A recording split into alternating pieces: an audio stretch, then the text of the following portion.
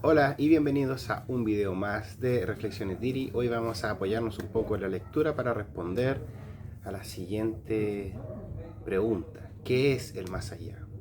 ¿Ya? Spoiler, tiene que ver con el inconsciente. Esto para las personas que han leído un poco de parapsicología no será ninguna novedad. Hay varias personas, varios pensadores y filósofos de que hablan de que el más allá eh, en nosotros reside en esta parte inconsciente. ¿Ya? Eso no es nada nuevo, hay varios autores que han hablado de eso. Yo hoy día voy a hablar de mis conclusiones a partir del tercer libro que saca Joe Dispenza, el quiropráctico neurocientífico, ¿no es cierto? En el libro El placebo eres tú, exactamente en la página, vamos a resumir un poco lo que se habla porque si no voy a demorarme mucho. En el capítulo 6, la sugestionabilidad, y cuenta una anécdota muy interesante que vamos a hablar, que es en la página 65 hasta la 73, ¿ya? Estas 8 páginas que vamos a hacer una breve reflexión de lo que trata, así que vamos allá. Bueno, parte este capítulo comentando un siguiente experimento. Iván Santiago, un tipo de 36 años, participa de un experimento en Estados Unidos. Querían poner a prueba qué tan sugestionable era el ser humano y específicamente su mente, ¿ya? Entonces lo primero que se hace en el estudio, en este experimento, fue encontrar a un candidato lo suficientemente sugestionable para que pudiera hacer un acto atroz, un acto que una persona normal, del perfil de Santiago, un buen tío, un buen ciudadano, podía ser capaz de cometer. Y acá se me viene a la mente este autor que no me acuerdo, o autora, que hablaba de que el mal, por ende la delincuencia, el asesinato, era situacional, no disposicional. Es decir, que todos nosotros, ya sea la semillita del mal, entre muchas comillas, saben ustedes que yo no creo mucho en esto como el bien y el mal. Yo creo que todo es un gran abanico de posibilidades, de circunstancias.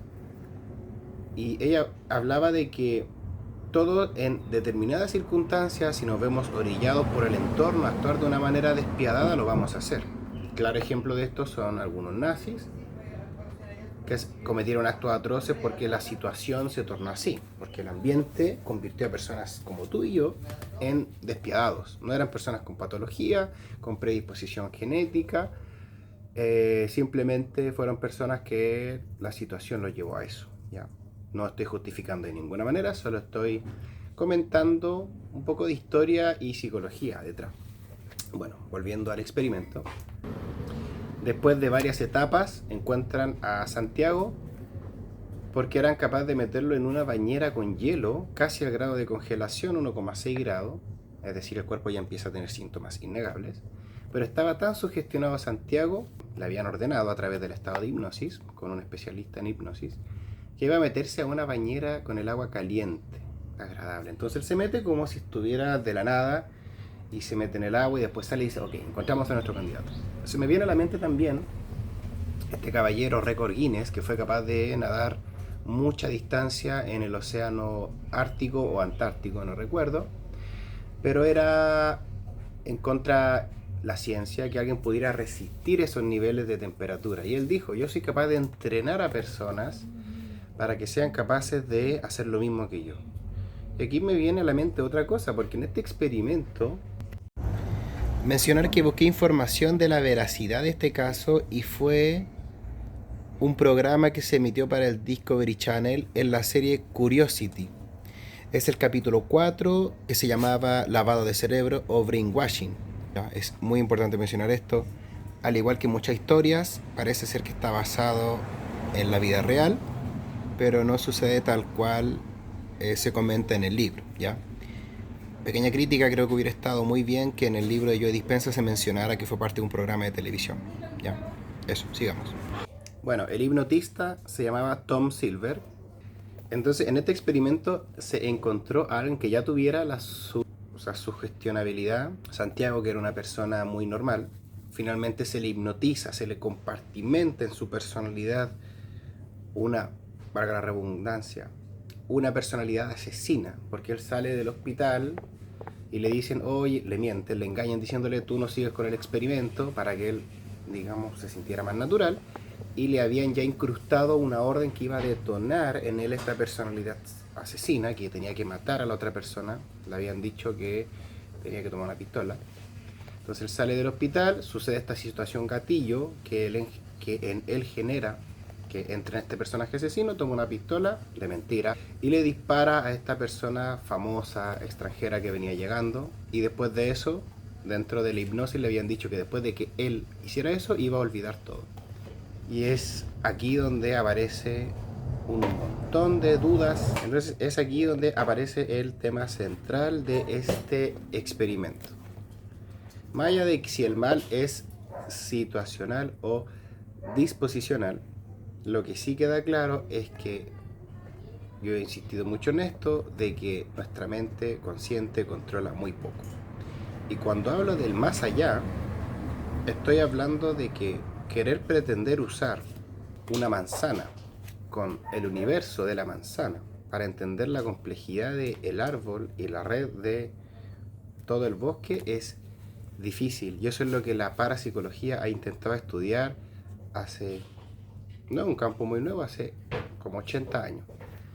Yo hablé con un experto en parapsicología que estaba haciendo un doctorado en Estados Unidos y que se retiró por distintas razones en el departamento de parapsicología de Estados Unidos. Y él me contaba que el problema de el más allá o de los eventos paranormales como salir del cuerpo, ver cosas desde afuera, telepatía, eh, la evidencia está para afirmar que sí es real, que sí existe, pero no hay a día de hoy una teoría que unifique todo y que pueda explicar. De manera muy similar como sucede con el problema de eh, la física cuántica y la relatividad general, ¿no es cierto? Que son estas leyes de cuerpos más grandes versus cuerpos más chicos en este campo de posibilidad infinito, que es el mundo cuántico, versus el campo de la relatividad, y aparecen leyes que a día de hoy cojean, como la teoría de cuerdas, que intentan unificar esto. De manera muy similar entre el consciente y el inconsciente, no hay un modelo que logre explicar cómo esto sucede. Pero hay indicios a través de muchos años de humanidad, muchísimos, miles de años, que las personas se dieron cuenta de que si bien hay una brecha aparentemente insalvable entre el consciente y el inconsciente, entre las posibilidades y lo que está aconteciendo, parece ser que el efecto placebo, lo que se habla aquí, o la fe, o la creencia, acá vamos a entender como sinónimo fe, creencia, placebo, manifestar. Todo lo que es esta intención de que algo suceda hace que suceda. Sí logra tejer una red entre estos mundos aparentemente que no interactúan, el mundo de la posibilidad y de la realidad. Esto es muy complejo para una persona que no esté familiarizado con estos temas, puede parecer muy abrumador. Se me viene a la mente el libro El Secreto, se me viene a la mente toda esta un poquito propaganda de manifestar, que se venden cursos, etcétera. Se me viene a la mente las religiones que pretenden de que tú puedes generar milagros. Y sí veo hace harto tiempo que me doy cuenta de que existe una relación entre creer algo y que pase. Y este libro habla algo muy interesante de eso. También el segundo libro de Joe Dispenza, El Deja de Ser Tú, habla mucho de esto, de que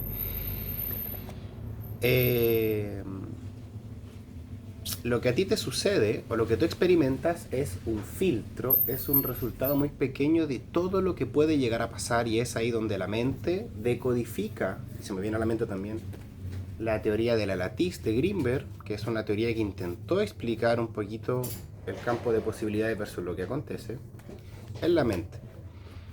Hay una serie que tiene una frase de una persona que es como iluminada y dice, por fin me di cuenta que entre la gravedad, el tiempo, todo está unificado por la mente. ¿Y a qué parte de la mente nos referimos? A la mente inconsciente. Y la consciente es una porción muy pequeña de esta. Recordemos que la mente consciente es producida por el inconsciente, porque es mucho más pequeña que este, tiene menos fuerza. Aquí reside la fuerza de voluntad, reside el ego, un montón de cosas. Y, y claro, efectivamente, la teoría de la latiz de Greenberg es muy interesante porque habla de que el inconsciente, al igual que los árboles están conectados todos por micelio, están todos conectados por una especie de materia o de red que él llamó latiz, que parece ser que la parte consciente interactúa con el inconsciente para generar realidades. Esta teoría yo la estoy hablando un poquito desde la evidencia que manejo, pero esto es muy curioso porque lo mismo que yo estoy diciendo lo han dicho otras culturas de manera mucho más sencilla, otras de manera más compleja. Pero esta sensación de que la realidad la manipulamos ha estado siempre en la humanidad y en la fe, en querer que algo pase. Yo voy a hacer la review de este libro, pero si les interesa, acá habla de que el efecto placebo es tan fuerte que logra rehabilitar extremidades que se daban perdidas, genera milagros. Hay mucha evidencia científica del personaje histórico Jesús y de sus milagros. Muchos autores, recordemos que él vino acá hace más de 2000 años y hace 2000 años no había mucha evidencia, sobre todo estaba perseguido, ilegal ser pro Jesús, porque el Imperio Romano le encontraba en contra de sus intereses, etc. Es una historia que podríamos analizar también. Pero él generaba milagros.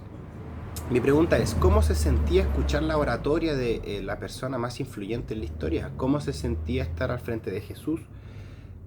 ¿Qué tanto era capaz de activar la neuroplasticidad y de accionar en este campo infinito de posibilidades elementos neurofisiológicos en las personas para que recuperaran la visión? Recordemos este caso de cuando Jesús le recupera la vista o de que él camina sobre el agua. A ver, la neurociencia está dando pasos muy pequeños, pero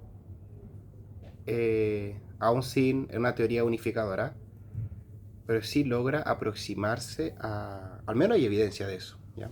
Y hay experimentos muy interesantes.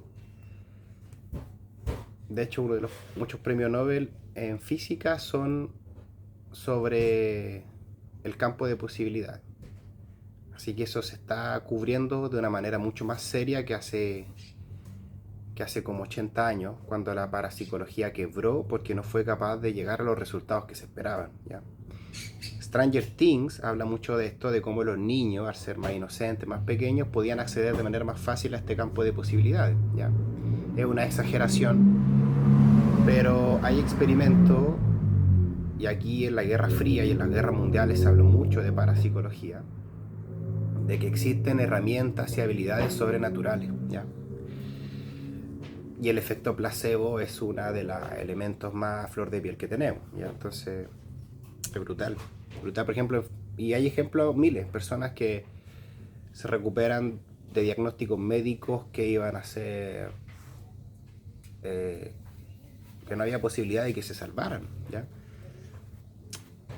Cuando hagamos la review del libro vamos a hablar de cómo sucede eso, al menos en el cerebro, porque a nivel de mentalidad ahí hay que usar otras herramientas para entender cómo funciona la mente.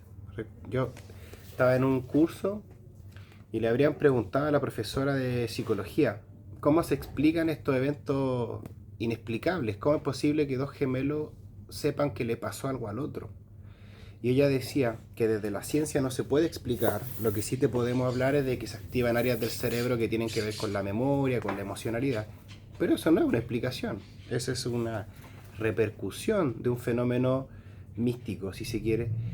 Entonces, para responder eso tenemos que usar otros lentes, ella decía. Podemos usar el lente de un poco de la, no sé si religión, pero de otras culturas. A mí me gusta mucho el psicoanálisis porque el psicoanálisis es una herramienta tan flexible que te permita al menos darle forma a cosas que desde, no sé, por el conductismo no se puede explicar de ninguna manera. O sea, la neurociencia, por eso se dice que es pseudociencia el psicoanálisis, porque no tiene criterios de falsación o la seriedad científica de otras metodologías, pero al menos es capaz de dar una respuesta incompleta, sí, pero al menos es capaz de responder cosas que otras no pueden responder, ¿ya? Nada, eso ha sido el video. El más allá es básicamente lo que escapa del consciente, ¿Podemos acceder a él? Parece ser que sí, que tiene que ver con el poder de convencimiento. ¿Ya? Si tú quieres que algo pase, va a pasar. No es la manera. Bueno, a mí me llama la atención porque muchas cosas que aparecen en la Biblia, a día de hoy la ciencia las termina demostrando. Está este tema de los traumas heredados, que el otro día escuché un podcast que hablaba de un muchacho que había investigado trauma heredado. Se me viene a la mente el autor Mark Wheeler, que en su libro Este dolor no es mío habla de esto. Cómo cargamos con personalidad que no es nuestra. Yo no digo que esté mal, porque al final si tú naces sin ascendencia, estás vacío. Normal que vengas con una carga histórica, emocional, de memoria, de trauma, está bien, eso te encamina de alguna manera, pero también es bueno de repente depurarse de eso y elegir tu propio camino. Y aquí es donde aparece Este dolor no es mío, con esta filosofía bastante revolucionaria de limpiemos todo lo que no es mío y veamos qué hacemos. Yo creo que eso es platónico, es falso, porque siempre venimos con un sesgo, pretender que somos seres absolutamente volando en la nada y que somos capaces de a partir de ahí decidir qué está bien y qué está mal. Yo creo que eso no es así. Eh, por eso yo no creo en el bien y el mal universal. Todo viene de una circunstancia. Y nada, eso. Si me parece interesante, comenten, like, nos vemos.